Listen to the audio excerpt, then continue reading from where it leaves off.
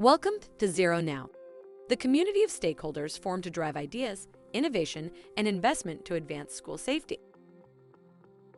As a webinar participant, you will receive an invitation to join the ZeroNow online community, which is a web platform dedicated to campus safety.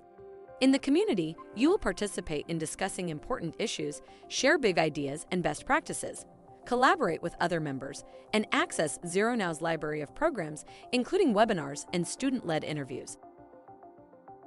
We hope to see you in the ZeroNow community and look forward to collaborating to find new ways to keep our schools safe and secure.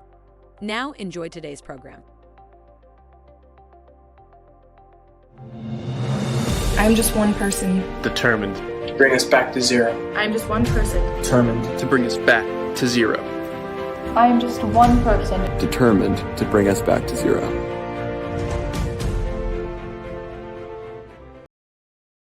Hello, folks, and welcome. I'm Ara Bagdasarian, the co-founder of OmniAlert and board president of ZeroNow, and welcome to the Sessions from ZeroNow Safety Drills and Exercises for Schools. Sessions is a forum to exchange big ideas and best practices for safer schools nationwide. Just a little background, as you saw in the video, ZeroNow is a stakeholder alliance forum to drive ideas, innovation, and investment to advance campus and school safety. As a membership-based organization, and we're a nonprofit, we facilitate collaboration between industry, association, and education partners to foster new solutions to keep our schools safe and secure. As you saw in that video, we have a community that's located on ZeroNow.org. You'll receive a link during the program today to join the community, participate in the Q&A from this session afterwards. Before we get started, I just want to recognize our sponsors and founding partners who made this program possible. Thank you to Access Communications, Additional Corporation, OmniAlert, Johnson Controls, Axon, ICLEA, VTV Family Outreach Foundation, NASPA, Student Affairs Administrators in Higher Education, and Campus Safety Magazine and Conferences. If you're interested in more learning about becoming a partner or member, please visit ZeroNow.org. And before we get started, we have a poll. Let's just get a poll out here. We kind of want to gauge where we are with, let's see here. Where's the poll option? Whether you've done drills and exercises over the last 12 months. So let's see if that is out here. Let's launch this little guy. All right, take a moment just to answer that while I introduce our most distinguished panelists in this roundtable. First, we have Guy Grace. So Guy is an experienced security professional, having worked in the field for 35 years. He served as Director of Security for Emergency Planning for Littleton Public Schools in Colorado and was recently awarded the 2020 Campus Safety Director of the Year Award. Guy also serves as Chairman of the Advisory Committee for Partner Alliance for Safe Schools. Hey, welcome, Guy. Thank you. Dan Dusseau, Chief Dan Dusseau. Hey, Dan is an experienced police officer who proudly served for 33 years with the Prince George's County Police Department in Maryland and as Chief of Police at Northern Virginia Community College. In 2023, Dan was honored by NOVA as the Chief of Police Emeritus for his contributions and the lasting difference he made at Northern Virginia Community College. He's going to share some of those experiences with you today. Welcome, Dan. And Larry Martin, welcome, Larry. So Larry has 28 years of patrol and tactical experience as a police officer. He's a retired police patrol lieutenant and previous commanding officer for a multi-jurisdictional unit with 140 officers. Lawrence has worked with the FBI, NIPAS, local school hazards, and medical providers, other religious institutions. He currently works as a public safety strategist with ZeroNow partner Kokomo 24/7, providing insight and guidance to staff and organizations. Welcome, Larry. We're glad you could join us. Thank you very much. This is a great thing, so I appreciate being included. Thank you. Fantastic. Now let's take a look at our poll. Okay, let's go ahead and share the results here. Okay, heavy organization. So we have about 77% has participated in drill the 12 months, and about a quarter has not.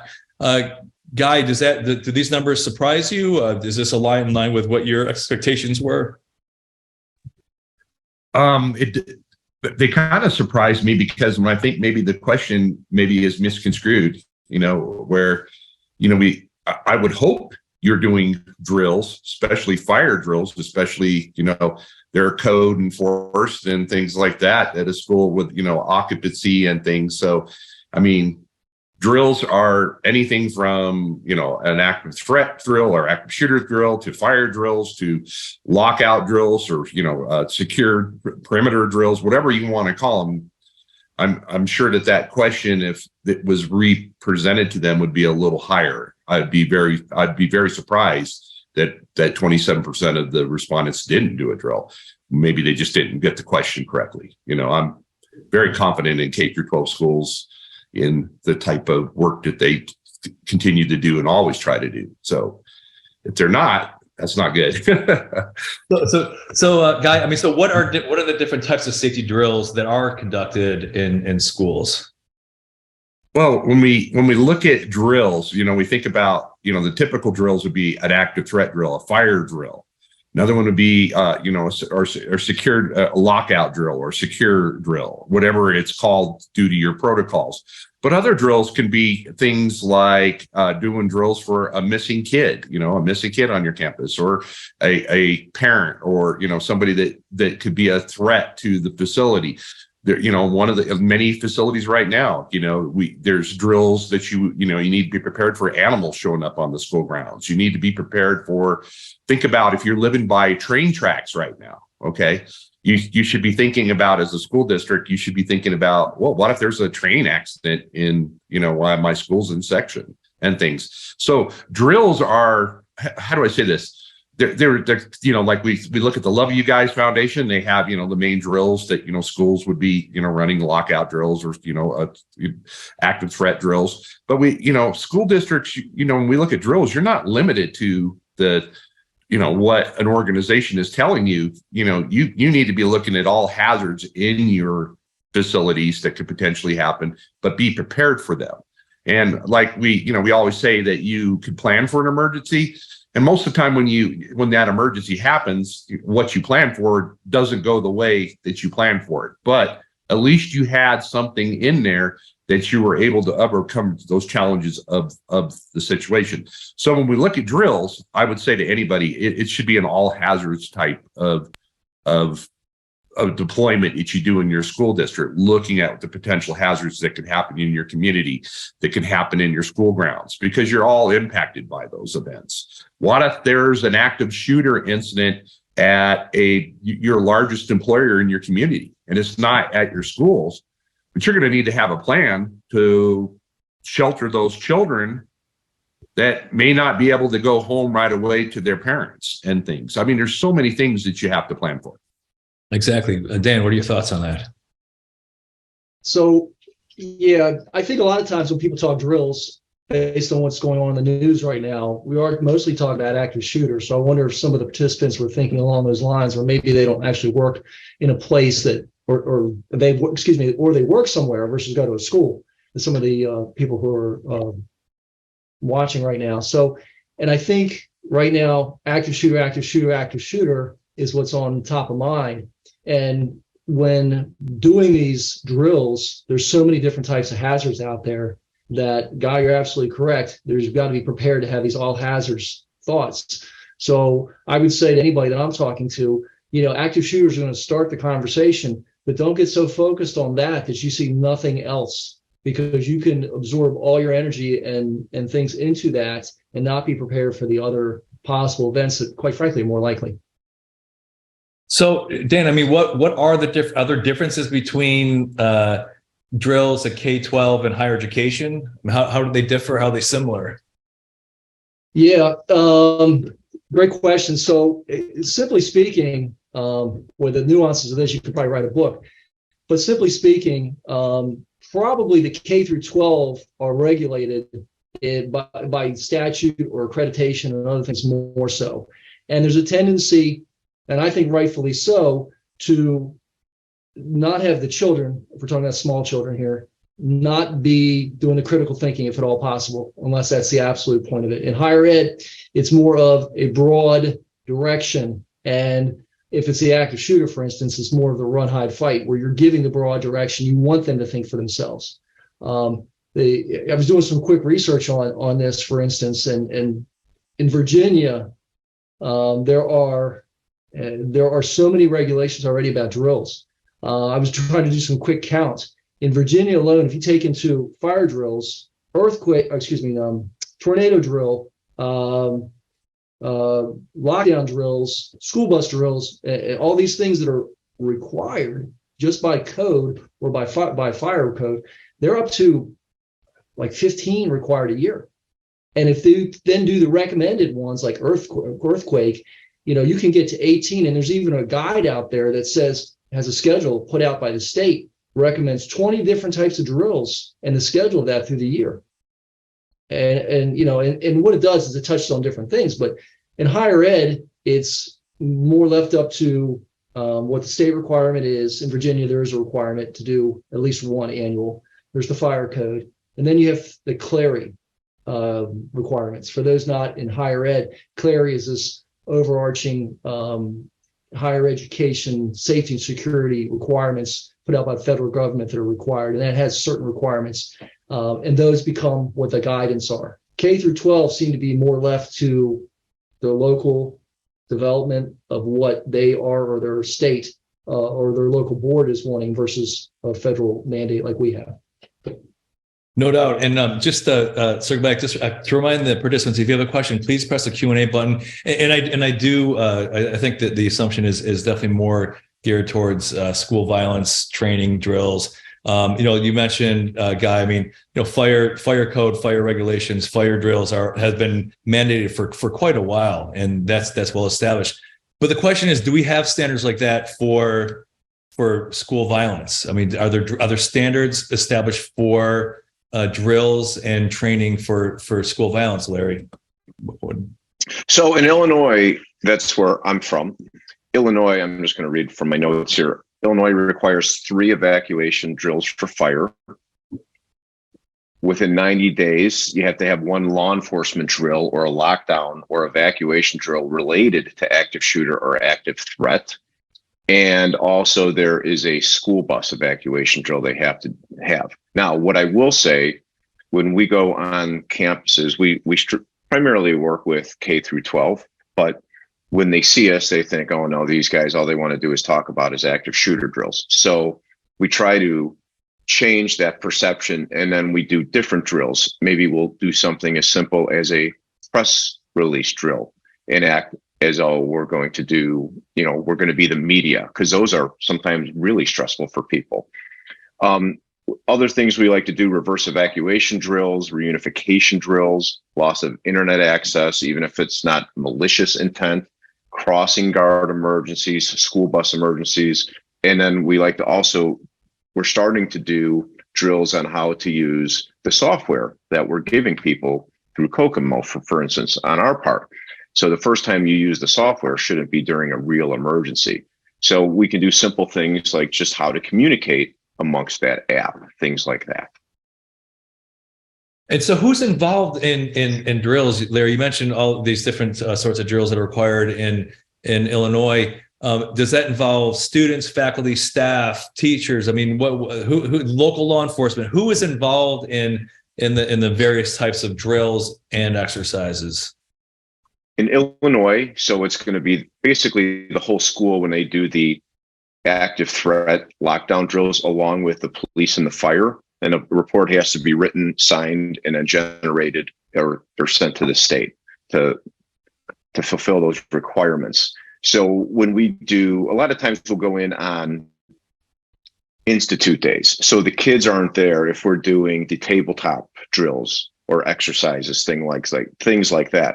We always encourage them to involve as many people as possible, if not the entire building, including substitutes. Substitutes always kind of seem to be forgotten, and they need to know as much as anybody else.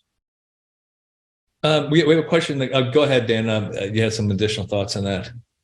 Yeah, I got what Larry just stated reminded me very much about higher ed. There's a huge percentage of the instructors that are adjuncts.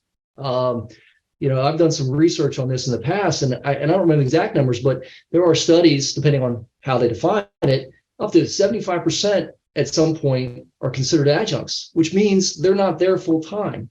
They may be coming from other places. They may be working at multiple institutions. So imagine you have somebody who's an adjunct that works at 2 different institutions or 3, and they have different processes at these different places. or they have different codes, or they have different alert systems, or maybe they're not as committed to the safety procedures. And we've run into issues where, they come in, they want to do their class, great, they're committed to that, but then they see these drills as an intrusion, and they won't actually even evacuate or take, even for a fire drill. So trying to get through and see them on their level becomes a huge challenge for higher ed.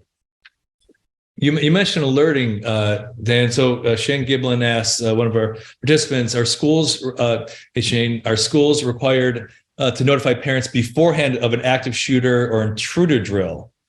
Or is that statewide? Is there a national standard for that? Are you required to let parents know before this happens? Larry, we'll start with you. Yeah, so just kind of thumbing through my notes expecting this, there's a lot of studies about this, and these drills bring on the anxiety. Kids are going home and talking about that, upsetting the parents, upsetting the family structure kind of. So there are several things. I believe it's the American Federation of Teachers, the National Education Association, that say if you're going to do these, and you should, it has to be age appropriate, meaning the language and the drills that you use. So how we teach our kindergartners isn't going to be the same as our 18-year-old seniors in high school, right?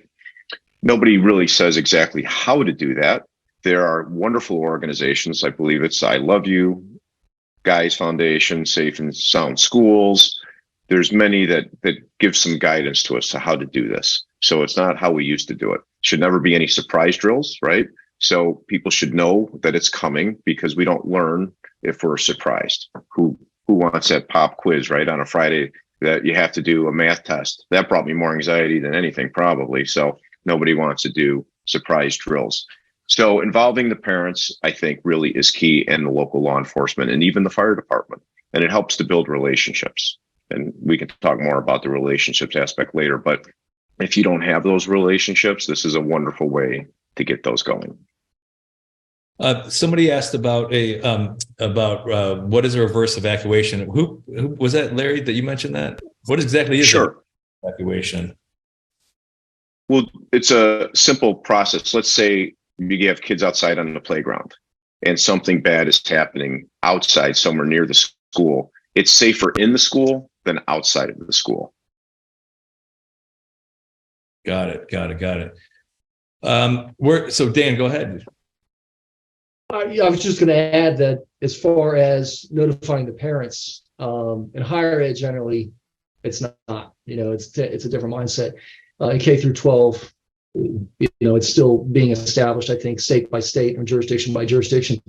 I saw this week that actually in Maryland, there's a bill introduced to talk about this. They're getting to it. It's requiring the State Department of Education to adopt regulations to incorporate active shooter safety drills in the annual schedule of drills, and to take certain actions regarding it, including collecting and reporting information and notifying parents. So that's being debated in the legislature as we speak. Guy, this is a question that came in. We're taking some questions as they come in. Please hit the Q&A because a lot of great questions already. So Stafford Oyama asks, in the investigative report on Uvalde shooting, the school had a culture of laxity. How do we sell the necessity of having drills and maintain vigilance in our practice drills? How do you sell that to administration? Why is this important, Guy?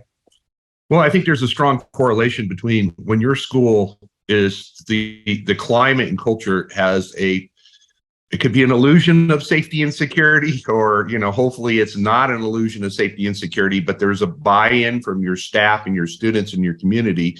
There is a correlation between high academic performance and the teachers being able to teach and not feeling unsafe in doing it, and our students not feeling unsafe in learning.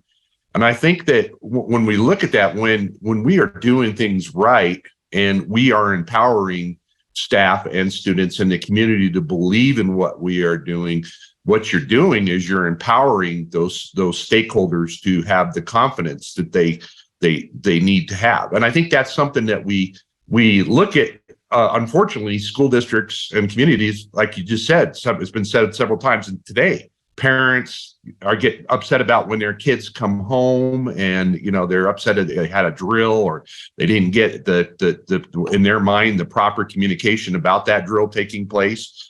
But when we look at that, when you look at it is when you're not surprising people, I think is a good thing. And when you're looking, as a security director, I used to look at it as being a teacher myself. This is my part to educate the stakeholders in my organization. That's the way I looked at it was. So anytime we did a drill, it was an education piece.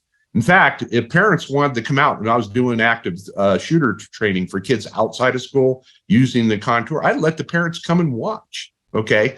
And I never got a negativity from a parent, thousands of parents that came and watched over the years. What I'm saying is when you build it the right way and you communicate in the right way, you shouldn't be having these problems. I think what happens in K through 12 is, and any organization, when they are doing safety and security practices or life safety components and implementing them, is when you don't communicate them and you don't well plan them, like we're talking about here.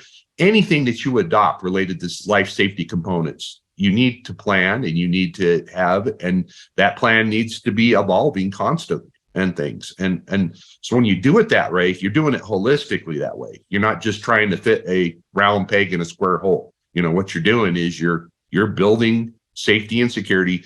And any of us who are security directors, principals, or SROs, whatever we are, school psychologists, we're like teachers. We're educators as well. And that's our goal, is let's educate kids to be safe. And that's what we should be doing. And our students and staff and the community. One of the coolest things that I always used to do is partnerships with, like we're a partner with ZeroNow from PATS, okay? But partnerships for K through 12 with the American Red Cross and other organizations in your community, so you can bring in comprehensive training. But I want to say this to you guys, being a school security director, and I'm sure the law enforcement guys here, there was many incidents where, thank God, those incidents didn't happen, but then those kids that I trained became adults, or they ran into situations in the community, okay, that arisen, active threat situations or first aid situations. And because we educated them, they were able to provide a response, and we empowered them. And I think that's the focal point. We are all empowerers. If we do it right, we're not gonna be in that critical pull. Criticism. Great, excellent points. The question, alludes to something that we're going to be discussing here, I think in May or June, the politics of school safety, because that's always, a concern. I know Stafford's question about, how do you sell this internally? Well, how do you sell it to the district? How do you sell it to leadership? How do you be proactive rather than be reactive? And how do you adopt a holistic approach that Guy just mentioned?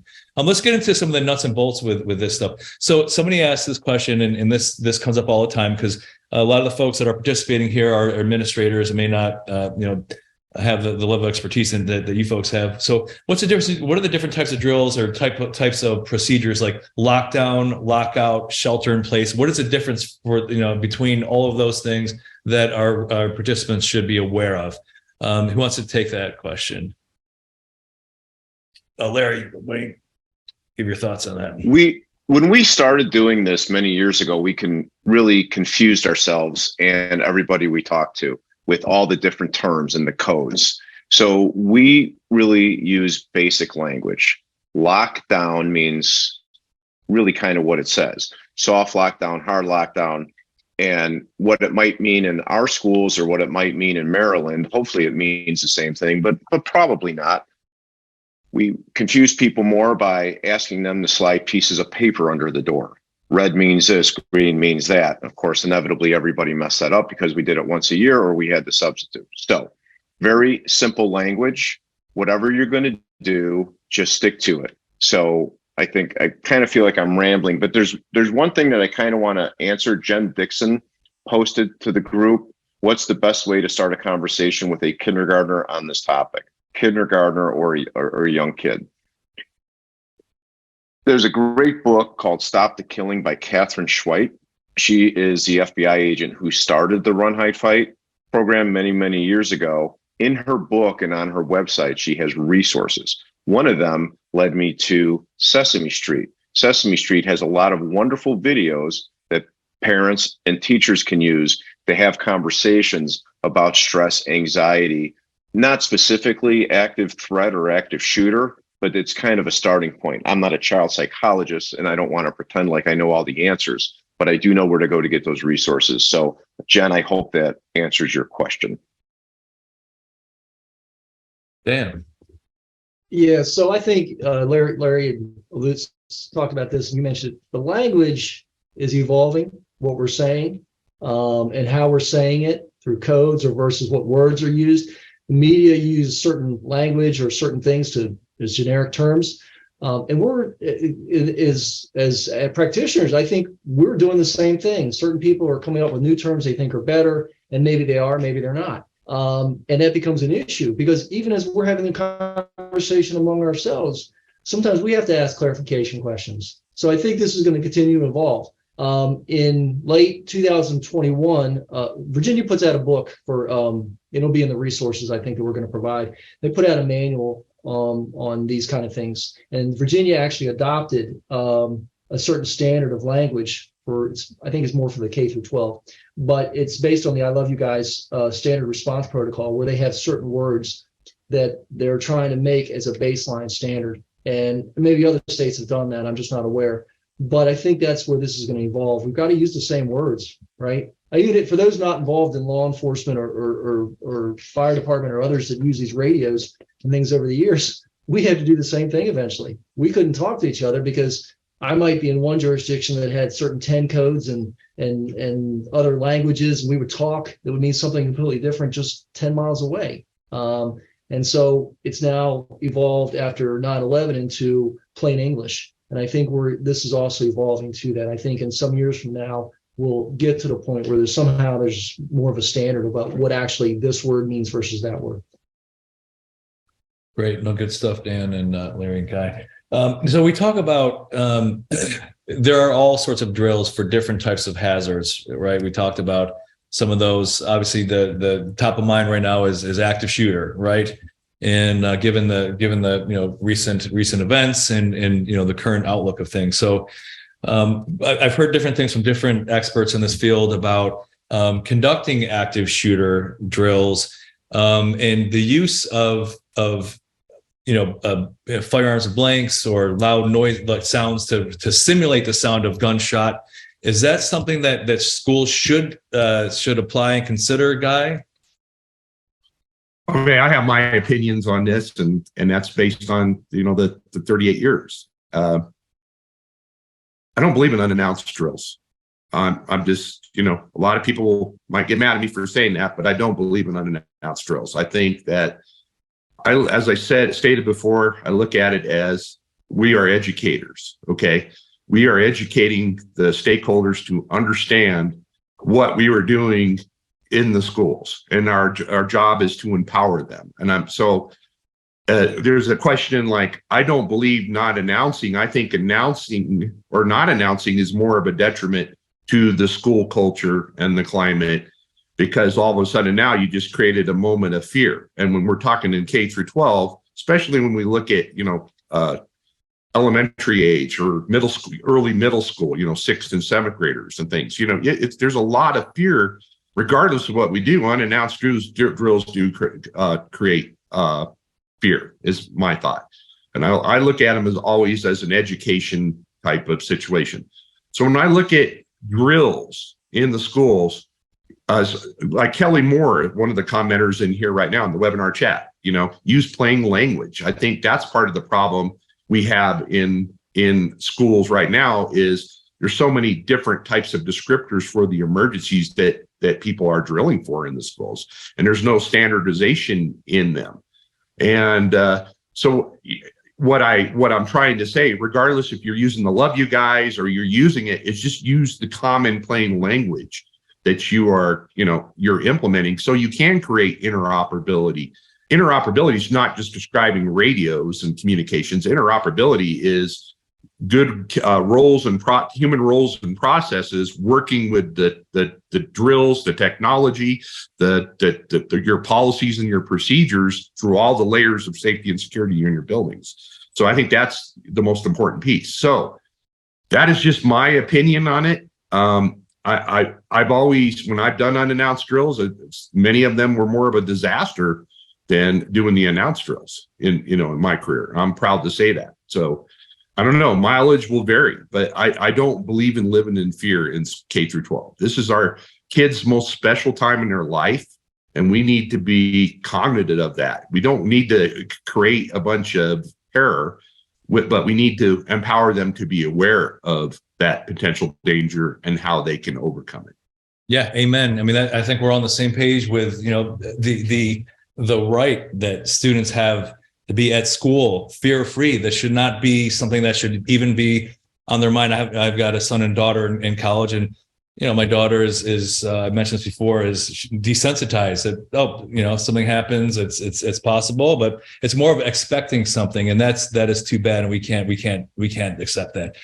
Thoughts on that, Dan? On using, I know at Northern Virginia Community College you recently did a drill, right, with the active shooter, but we'd love to get your thoughts on use of weapons and everything. Yeah, I've actually I think upset some people. I've taken a position that we're not trying to turn students and instructors and teachers and everybody into law enforcement. I mean, there's my fellow professionals have taken it too far at times, and there's a little bit of they want the blood and the gore, they want these things, and even the emergency management folks to a certain extent. I'm sorry if I'm offending anybody, but they've taken it sometimes too far and trying to make it look as real as possible. And I just don't subscribe to that. I think we can teach people the skills and give them the knowledge without it going that far. When I've done, we did a full scale exercise one time, and that was very different though. That was with law enforcement professionals. We had people who were all made out, 200 participants, and we had local law enforcement and fire department, everybody else participating. It was this huge thing. I mean, it went on all day. It was quite impressive, but that was different. This wasn't a drill involving the students who suddenly, or maybe not suddenly, maybe they were even told. I would not take that approach. At the college, actually, we would run some announced, some unannounced. And what I mean by that is the fire drills we did unannounced, but we also did tornado and earthquake drills were announced. The reasons for that vary. We can give you different arguments, but we try to kind of touched on both of those. And ultimately, they were all still going outside.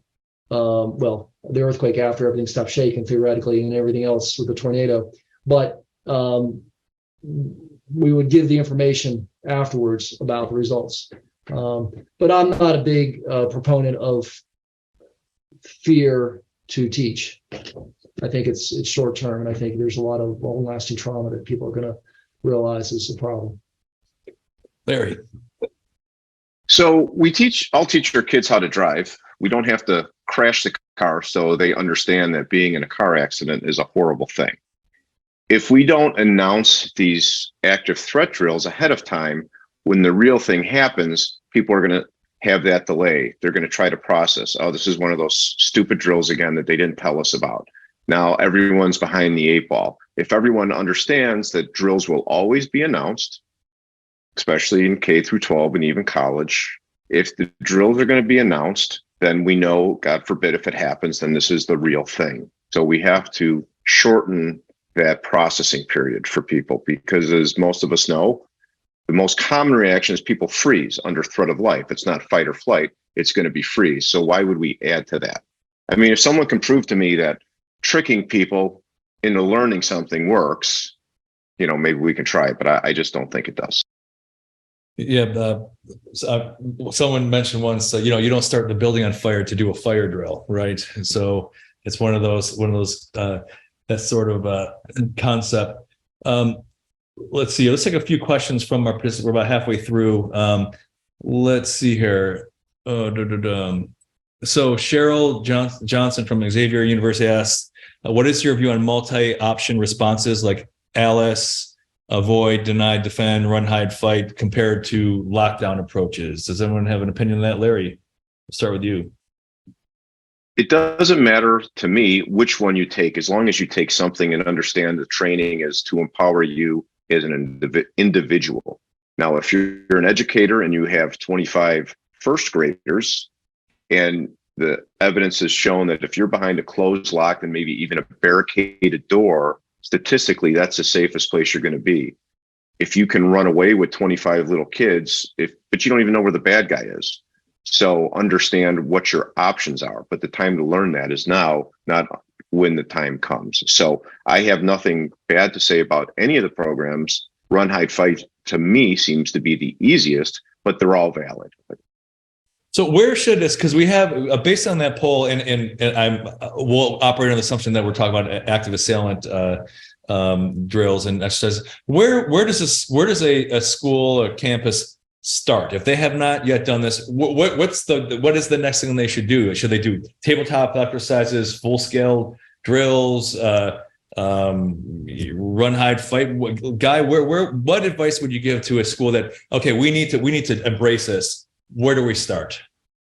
Well, I think when we look at that it's, number one, establishing a building safety, a safety and security team at each of your schools that oversees the incident response in the school. So you look at, establishing a team, your principal, your school secretary, your custodians, your school nurse, your mental health folks at that facility. And when you do those things, when you establish a team, obviously your next step is to analyze your risks at your facilities and do a risk assessment. Now, a risk assessment can mean anything, a professional organization, TSA, whatever coming in. But what I mean by that risk assessment is also establishing an understanding, analyzing what the different types of emergencies that your campus could be dealing with, and having an organized team in there that can deal with the situations as they arise. As I stated, so you do that, you have tabletop exercises, and when you're doing these tabletop exercises, you have those 12 to 20 people that are responsible for the incidents in the schools, overseeing them. That is one of the best ways that I've found that have been really good. But it also builds teamwork and training and opportunity, because when you sign up for those teams, you're generally a volunteer. Maybe not when you're the mental health person, unfortunately, but you're generally a volunteer to be on the school's incident response team, or whatever we're going to call that. But I think that those are the critical pieces: is understanding, creating your teams, and understanding what your risks are in the facility, and then doing drills and tabletop exercises and other things to do that. One of the questions that I've seen in the chat was too, well, when we look at drills, that somebody brought up, well, isn't that a chance for law enforcement to train? It could be, depending on what, when you do an active threat drill in your school. But where I'm looking at when we're doing those active threat drills when we have the staff and the students that are involved, is we're training, everybody. But when the law enforcement is in there at those times, most of my experience and seeing at other school districts, they're observing and looking for open doors and and pitfalls and educating the stakeholders. But we do our drills later, which would be, a total, takedown of an active shooter and those things. But again, those are just ways that school districts can do these things. But I think it starts with a team, and a team being properly led, and each school having a strong foundation of emergency preparedness is the key. Dan. Yeah, so a couple things. I was going to talk about building up to it, but I want to touch first on something Guy just mentioned, because maybe it's obvious, but when law enforcement is training to respond to the active shooter, they're going through their trainings. They're focusing on getting into teams and how they're going to respond and clear buildings and do all the things that they're going to do. Your local law enforcement may or may not understand what you need to do as a school, what your processes are. Their job is to come in and clear the building and take out the threat, eliminate the threat. Okay. So if you're setting up your protocols and you're doing your drills and things, they may be there observing and understand what you're doing, but their focus immediately is going to be very different when they're coming in. I mean, there's going to be an overlap, obviously. And what their goals are different than your goals, quite frankly.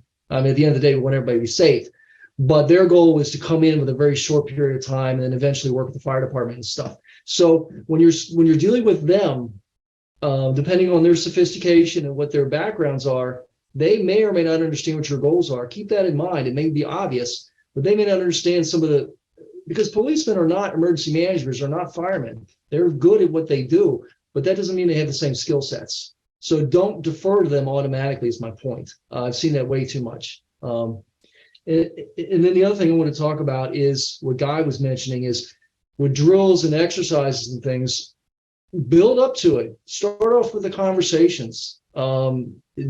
Because I saw this, I actually participated in some of these and saw how people got embarrassed because the facilitators were using language where they were throwing scenarios at them too fast instead of starting the baseline and building up to it. And it almost felt like it was a stump the chump kind of situation. I was getting embarrassed for people because they couldn't process what was happening because they would jump too fast into too fast of a situation. There was no building up to it. You don't go straight into calculus. You build up, over time your math skills to get to that. And I'm afraid I've seen it way too many times. You jump right into these exercises or these drills, and if you have your educators or the teachers, they're embarrassed by this, it's going to send you in reverse very fast. Yeah, what's interesting, Dan, we've discussed this a few times recently about how the difference between higher education and K through 12. I mean, higher education is, since 1990, the Clery Act, the Campus Safety Act, it's been a real core focus. And just more in recent years, the safety aspect has really penetrated K through 12. And so there's a lot of learning, a lot to we always talk about you don't know what you don't know. And so, Guy, going back to, I'm going to direct this to Larry. I mean, talk about getting, the 12 to 20 people at the table, going back to the tabletop exercise and having somebody lead the effort. Two questions for you, Larry. Number one, who takes the lead? Is it let's talk K through 12. Who takes the lead to organize this effort? Is it the principal, SRO, a dean of students? And then secondly, who should have a seat at the table? When we design our tabletops, our tabletops are very granular, and it's a story. It clearly starts in the beginning, the middle, the end. We walk through and we prepare our customers ahead of time. So I believe it was Dan who said, we never want to embarrass anybody. As soon as they're embarrassed, that they're just going to shut down. So we involve typically administration at the table, but we've been lucky where in the audience are all the staff, the maintenance people, the substitutes, if they bring them in, the cafeteria staff, all the teachers. And we just watch their heads nod. And later they'll come, yeah, I never thought of that. That's a good idea. So that's building relationships and buy-in very slowly. And then we'll work up to a large full-scale exercise over the course of the year. So it's all about building relationships and going slow.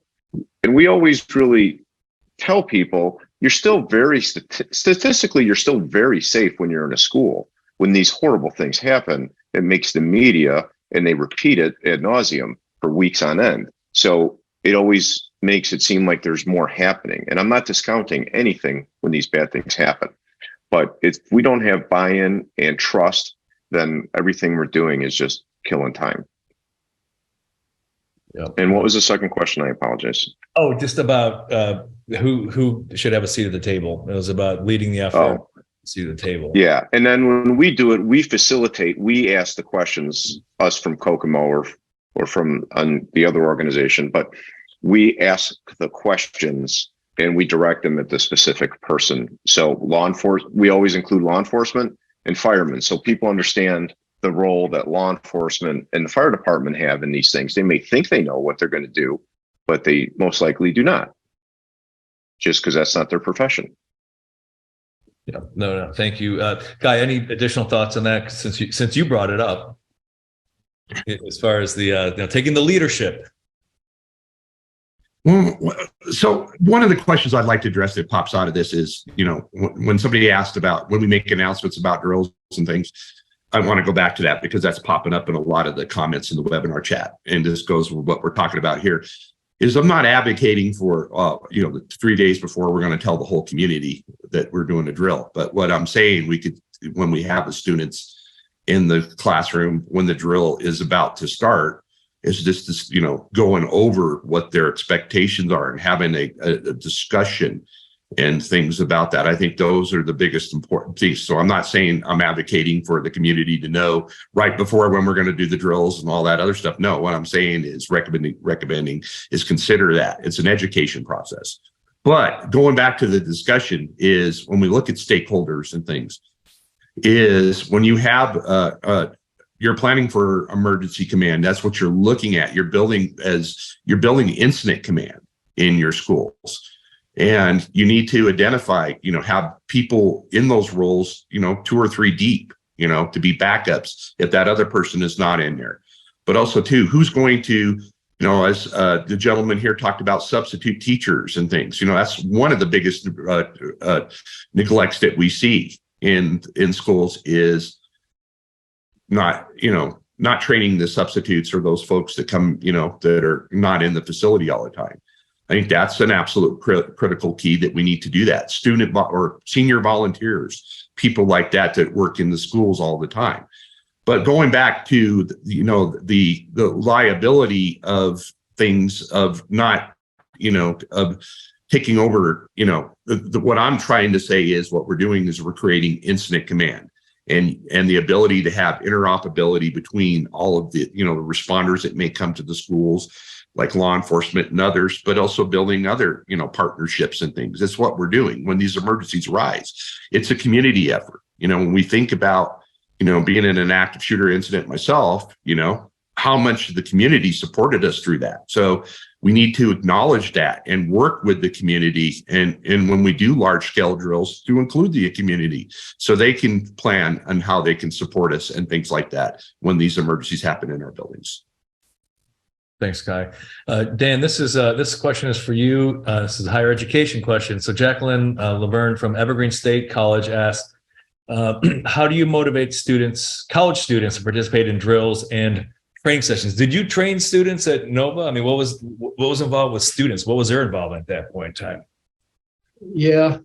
So herding cats is an analogy that's probably overused, but boy, oh boy, just trying to get their attention, about when we're going to do drills and what's the safety procedures are. For those not familiar with Clary, we have to put out a manual, and it's 100 pages long about just safety rules and requirements and drills and how we do them, and trying to get them to sign up just for the alert systems and things.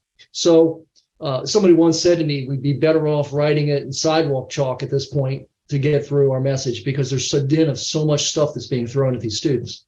So the orientations, trying to find our ways into classrooms, trying to get through creative ways. We would actually have emergency management or police officers sometimes go into a class to talk about a different topic, meaning that topic, whatever that class is, about business writing or something, and then kind of slip into safety messaging, finding creative ways.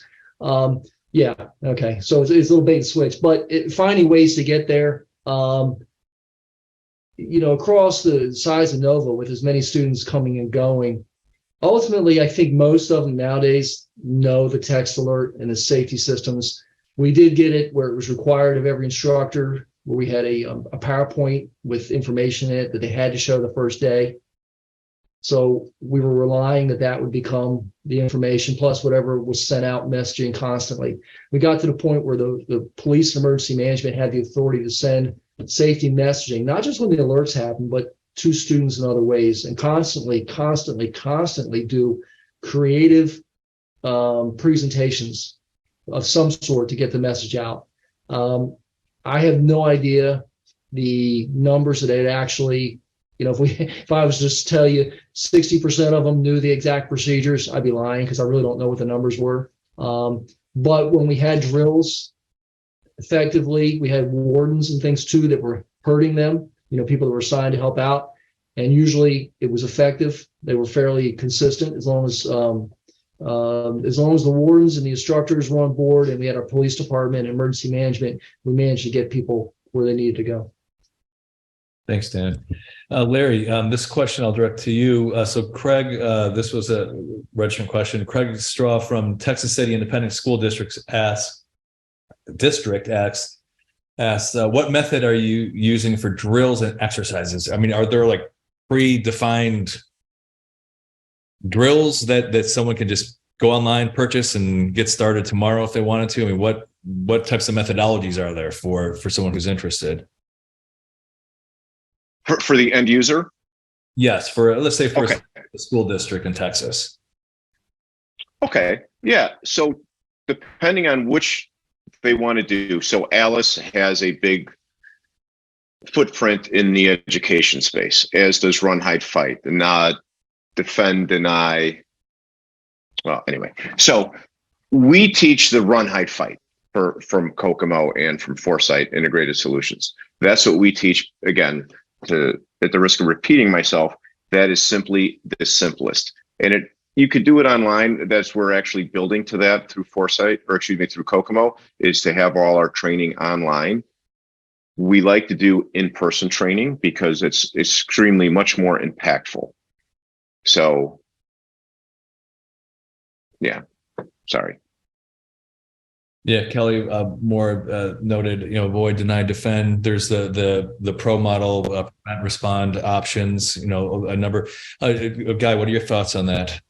Well, I believe in the concept of shelter, evade, defend, and care. And what I mean by that, shelter it's basically an options-based lockdown. Love you guys, very similar to that, Run, Hide, Fight, but taking the programs and applying them into a place that a young person can understand. So when we're doing that, like shelter, the emphasis on, that's your first option. If you're in a classroom, the ability to lock that door and understand how to lock that door and be, one of the things that we see in schools, a lot of our schools, we look at Uvalde, for example, have storefront doors, or what they call the before pre-Columbine locks, where you lock the classroom door from the outside, from the corridor. And we look at that that's a weakness that we have. And that's one of the reasons when we see these active threat situations is the access control and the ability to lock those doors in the school are failing. Okay. So when we have to be cognitive of that, is when we're teaching kids. I would recommend that anybody in this forum, and this is just from the experience that I've had in the situations I've been in, is the ability for those students to be empowered to lock the door if a situation arises, because they're not always going to have a teacher in there. We look at Parkland, we look at many of these incidents that have happened. Many of those students that were involved were unsupervised or in classrooms where the teacher never made it to them. So the piece I'm trying to say is that empowerment is not just for staff, it's for students. So sheltering, evasion, giving them the ability and skills, law enforcement, school resources officers, or school security personnel like myself, giving them the skills to understand what evasion means. Like if I'm outside of school, okay, and there's shots going from the inside, do you go back into the school? No. What you're going to do is evacuate that school grounds tactically and things. So we're looking at it's giving them power. So shelter, evasion, defend, that last resort. If they have to defend themselves, they're not actively going out there picking up things to go hunt the person down. But if they're cornered and things like that, giving them skills of what they could do to get to defend themselves and distract. We used to call it like distract. Knock that, get out of there so you can evade. And the last one is care. And I think that's one of the biggest weaknesses that we have in all these programs is, we have the Stop the Bleed programs and things. But, one of the things I've seen over the years in the tragedies I've seen is how brave other students are, or teachers or staff members during these emergencies, being able to keep calm and order. But also, too, if there's somebody that got hurt, being able to give some kind of first aid. So I think that when we're looking at that it's, especially in all, when we look at an active threat incident, it's important to have all of those types of skills. And if you don't, because we're looking before, during, and after, these are things that you need, and it's important. So care is a big one. So I think that's one that we seldom ever hear, but I think but we see it all the time, and we need to give people skills on how they can help others to, not be the whole thing get worse, and build that psychological confidence in the situations and things.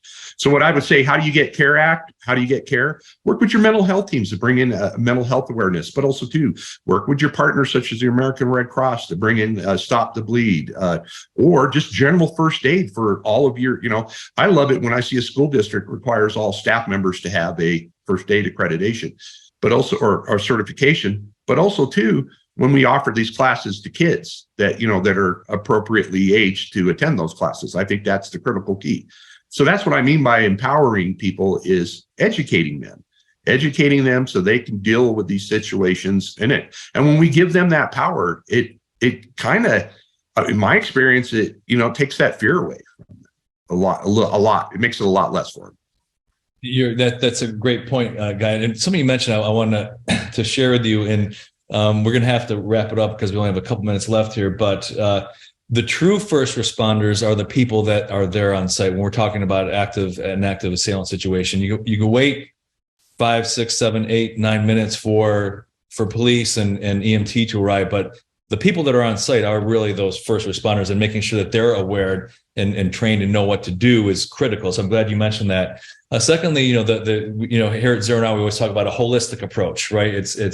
And somebody mentioned this. I think Kelly Moore. Yes, no matter what you call it, it's the tactics are the same. Whether it's run, hide, fight, it, pro, Alice, all similar stuff. But the thing is, the goal here is to prevent an event from even happening. And so, it's getting ahead of the situation, identifying leakage, warning signs ahead of a situation, and disarming it before it becomes an event is critical. But once an event happens, how do we mitigate the scope of harm? Utilizing technology, utilizing training and drills, and knowing what to do can help get to the point where we mitigate the scope of harm to where nobody's injured. And that's the goal here, is to get to zero harm. And I've said this many times. We started doing this about a year and a half ago.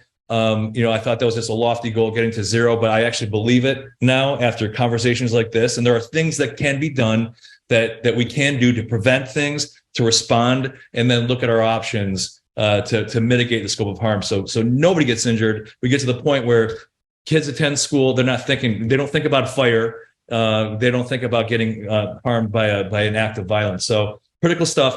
Before we wrap it up, I'm going to ask final thoughts from each one of you. But to our participants, if you go to the ZeroNow community, we have a Q&A that's on there where this video will be posted after the event today. But you can ask Dan, Guy, and Larry additional questions. Continue this conversation. That's what the community is there for, to have these conversations. Share your experiences, your thoughts, ideas. And so there's a link that we posted here shortly, but if you go to community.zeronow.org, you'll see it right on there. Final thoughts or comments, Dan, we'll start with you, sir. Okay, I have two, basically. I want to stress, I really firmly believe, in my experience, the most effective method to get others who are not in the safety circle to learn these things is to teach it as empowerment, like a Guy said, and to do it, make yourself trustworthy. Don't go in there with these fear approaches. I mean, there's enough of that out there already. That's thought one. Thought two is, for those that were distracted by my dog who's just walking around the room behind me, I apologize. Her name is Coconut. Thanks.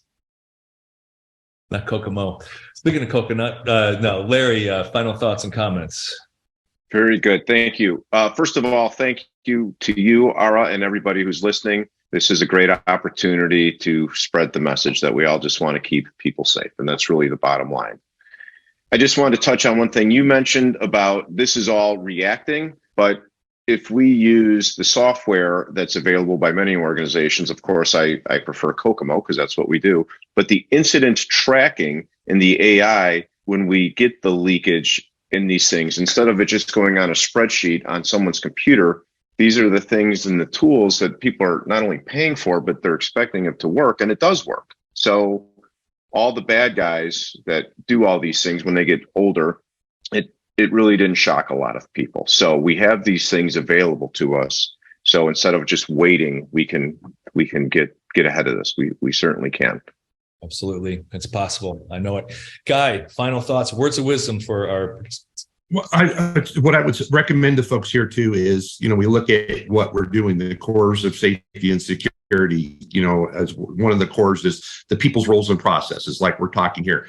But what I'm going to suggest to folks, the best thing that we can do when we're doing these people's roles and processes, when we are drilling and things, to make sure that all of the technology and all of the other pieces that are involved. So like what I mean by technology, like your access control system, testing your doors, your door locks, testing your mass notification system, just all those things need to be tested during those drills, but also too, and come up with a communication process for the, when an issue arises, that it can be addressed immediately.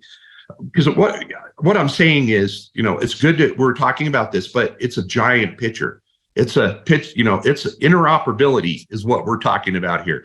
It's everything has to be, looked at and analyzed and understood. And if we go that way, that's how we're going to get to zero. Okay, is just good people's roles and processes, good technology, but working and understanding and just addressing all of these issues that we deal in K through 12 is the most important thing that we can do. It's all about our kids. It's all about our kids. That's it. That is it, Guy. Speaking of technology, just want to give heads up. So our next session and next roundtable is March 21st, Tuesday, March 21st, Balancing Safety and Privacy, Navigating the Ethics of Facial Recognition in School. Everyone's talking about AI and the advent of new technologies. Well, we're gonna address that here.